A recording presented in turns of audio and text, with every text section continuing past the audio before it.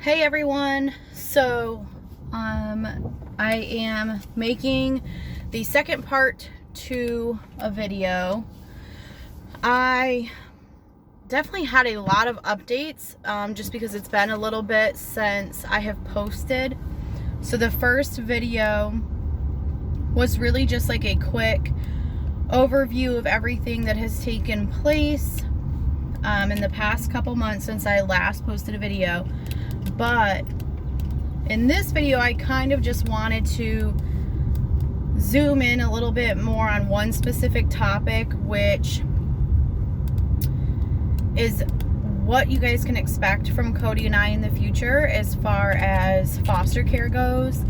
He and I have been having a lot of discussions about this, and I think we've just kind of come to a conclusion on what we want our next steps to look like. So I figured it would be good to fill you guys in and hopefully just gain some more subscribers, and also give everyone else who has been following us just like a little bit of insight on what to look forward to. So we definitely do not want to stop foster care by any means.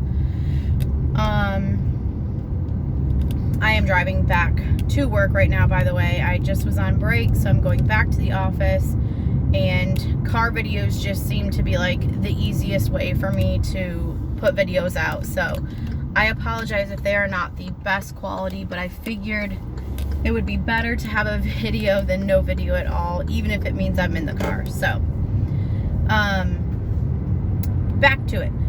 We do not want to stop foster care by any means, but we have had a rough go of things this placement. And because it's our first placement, we don't feel like it's right to just like throw in the towel and assume that all placements will go this way. So we are definitely more than willing to give it another shot and continue on in the experience. We think that there's still like a lot that we can give to kids, but it has definitely been rough. So we have had a lot of discussions on what we want foster care to look like in our family moving forward. Right now, we were open to teens. So I think it was like, I want to say it was like 12 years old, maybe even 11, up to 18 years old that we were open to. But now we are really going to change that. So we no longer feel like teens are going to be a good fit for us at this moment. That's not to say that we wouldn't ever consider taking in another teen in the future. It's just we're trying to think about what life is going to look like for us in these next couple years. And so Cody and I are getting married in September. And then in the beginning of the new year, we want to move and find a bigger house, and not even like more square footage, but really just a house that has more bedrooms.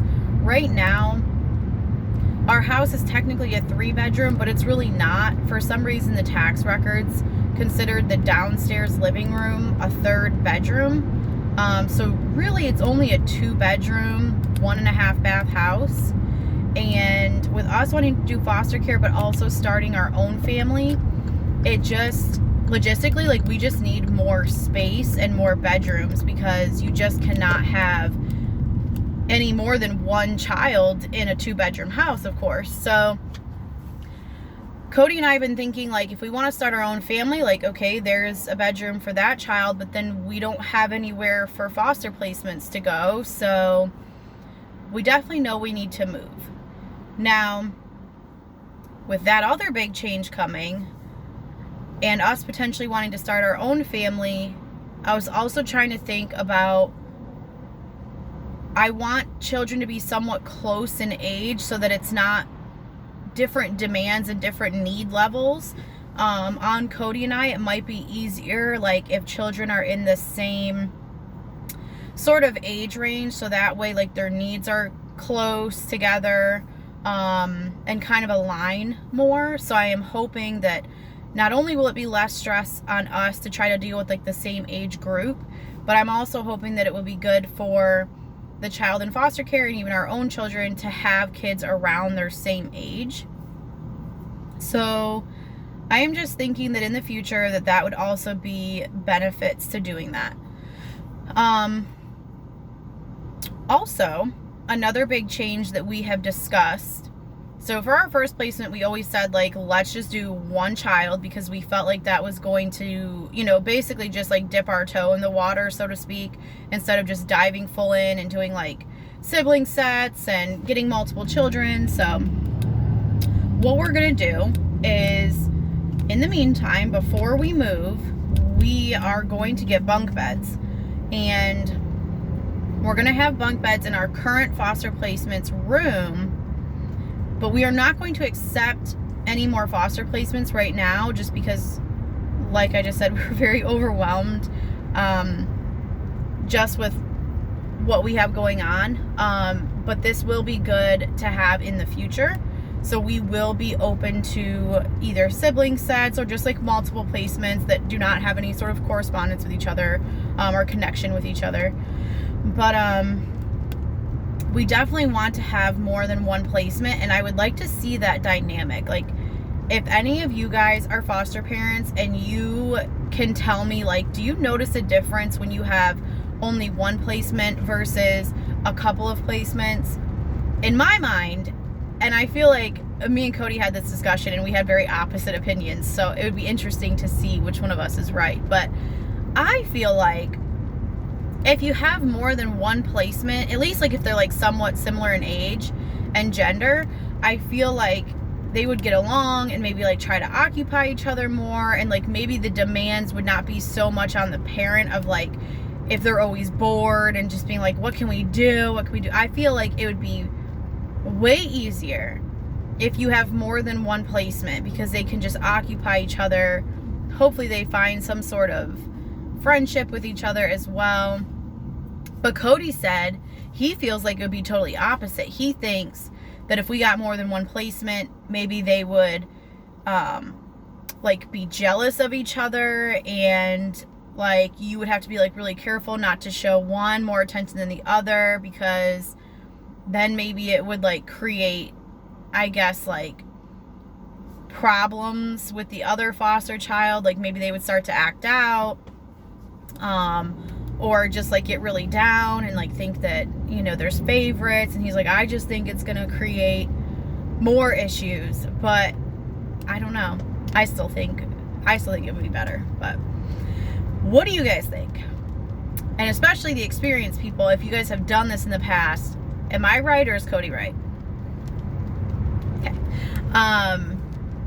But yeah, that is something to expect. So more placements in the future, a big move, and also a wedding. And then I am hoping to give you more updates on our current placement as her case continues to move forward.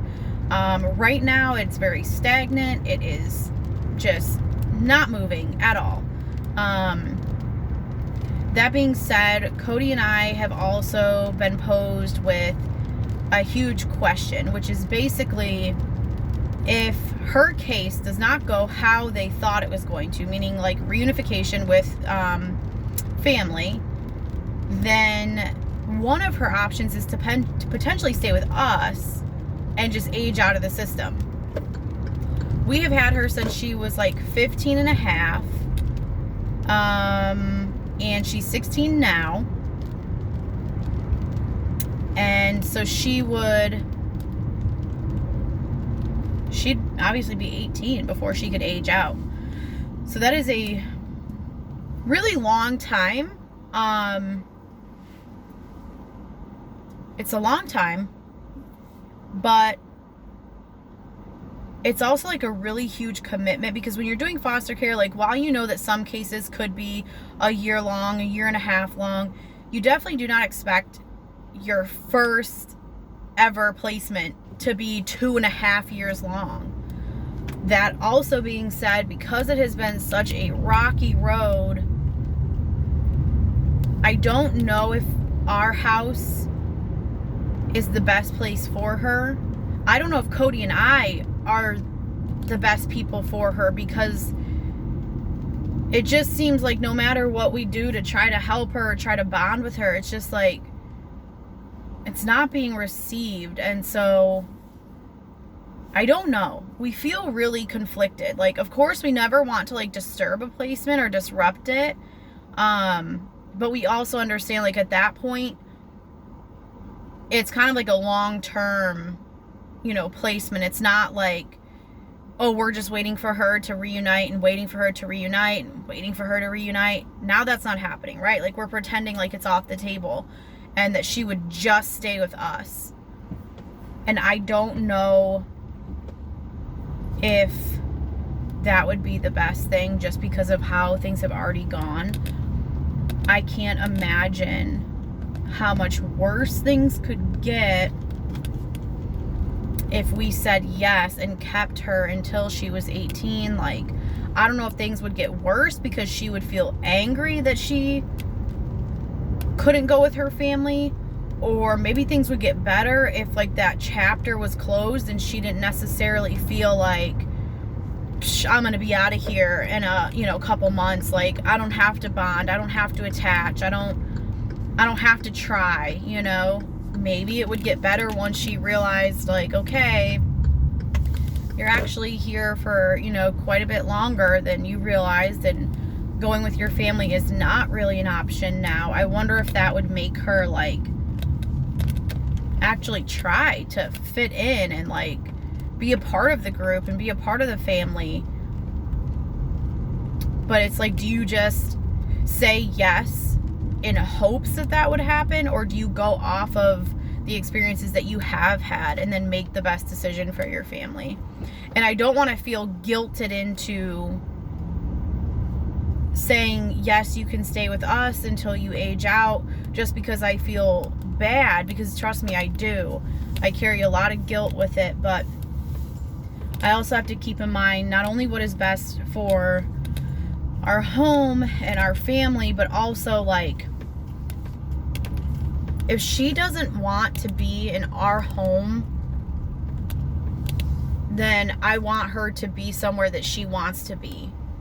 And it's just difficult because I know she just doesn't want to be in foster care, right? Like, who would? But I don't want to be like only a good option if her family doesn't work out and then all of a sudden she wants to stay with us. Like, I want the child that stays with us, that can stay with us out of choice, to stay with us because they have a connection with us, not just because they're afraid to go to a new home. Like, it's very important to me that the dynamic in Cody and I's home stay as peaceful as possible. Not saying that we don't expect drama to pop off every once in a while or things to go haywire. Like, life happens, we get it.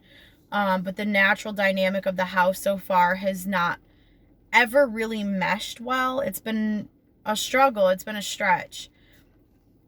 And I just don't know if, like, mentally and emotionally we can get ourselves to the place where we say that we can do this for 2.5 years. That's a long commitment. It's a long commitment to something that has already shown itself to be very stressful, super unpredictable, and it's been hard on our relationship as well. So I'm almost leaning more towards like Cody and I just being there for her as long as we possibly can to see how her case works out. And then if it does not work out, then I think Cody and I would probably just, you know, work with DSS to do any other B plans that might be out there. And then we would probably just take a little bit of a break and then reconvene on foster care in a few months or something like that, just to make sure that we're not burning ourselves out. So wanted to come to you guys with that video and give you a little bit of updates, but I will probably be doing another video here shortly just to give you a little bit more insight. And I would like to get Cody in one of these videos so that you guys can hear from his point of view too, and that it's not always just me. But if you guys have questions, let me know. And if you have any advice, please leave it below. And please no hate. Thank you. Bye.